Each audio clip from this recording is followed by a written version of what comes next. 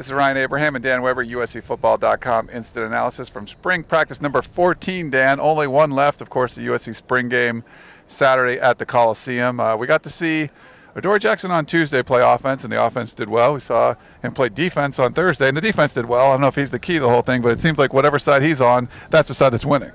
Yeah, yes, exactly right. And he said he is not taking credit for it, but I thought it was interesting. He can play offense on Tuesday, and they have the better of it. He comes back Thursday. I said, do you go out there and tell him, come on, let's get back at those so-and-sos from offense, because now he's on defense? Yeah. And he said maybe he does a little bit of that. And he just said, it's just, he would not take credit for the fact that the side he's on tends to do better. But it does. Yeah, it certainly does. And, he talked about, he spent a lot of the end of practice receiving punts, too. He wants to do everything out there. Yeah, he wants to, return both punts and kickoffs and play offense and defense, although he doesn't want to be a receiver, he said. Not yet. He doesn't think of himself as a receiver. He's a guy out there running routes and trying to get better at it. So I kind of like that, but he said no, does not consider himself a receiver yet. The defense in general, I thought, was a little more aggressive. It seemed like some more man coverage, and just unlike the Tuesday when you saw a lot of deep passes completed, a lot of passes were contested today. Yeah, I mean, they're all over. And I guess when you think about it, not only are you getting Adoree, say, on offense Tuesday or on defense Thursday, you're taking him away from the other side. Yeah. So it's a double hit. They have one less receiver, one less threat. I mean, if you put Adoree, for example, on the field with Stephen Mitchell and Juju Smith, that's a tough cover. Yeah. But then if he's not there, and he's actually, you got one more DB covering one less receiver, you can see how the math works in favor of whichever side Adoree goes to. But, yeah, they contested everything in the early going. I mean, it was tough to be a quarterback today, especially at the start. Yeah. Sark had to leave early, so we got to talk to him just briefly, but no pads today, but he still felt like it was very spirited, kind of a physical practice without pads. Yeah, he thought they really came back hard, I think the word is competitive. I mean, I thought they were, the defense really, I don't think was pleased with Tuesday and decided, we're going to contest everything. Yeah. And they really did.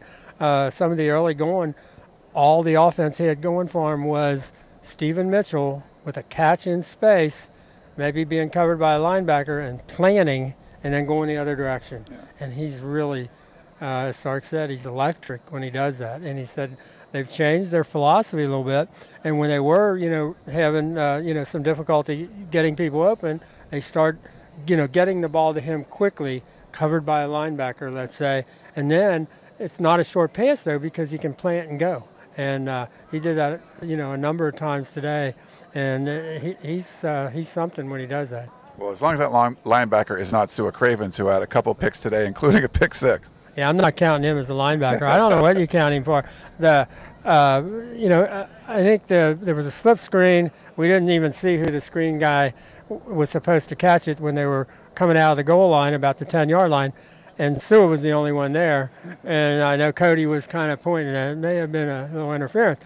But about 2 or 3 plays later, Sua makes a leaping, flying, one-handed, just unbelievable interception. I mean, it's just one of those ones that it's kind of hard to believe your eyes. He's going to be something to, now that they've figured out, I think, how to turn him loose and to do it. Because they could, you can turn him loose if you're able to play man everywhere else. Yeah. And now they think they can, but he does some things that are, I was coming in today and checking in with at the gate, and the guy said, "Who's the best player on the team?" The guard at the gate, and I said, "Well, no, that's who's the most spectacular?" I said, "It really depends. I mean, you got Adoree to look at, you got Sua if you're just looking at kind of like spectacular plays, but then you got Stephen Mitchell, and then you've got, Cody if you're looking at a quarterback. Yeah. But that's not an easy question to answer.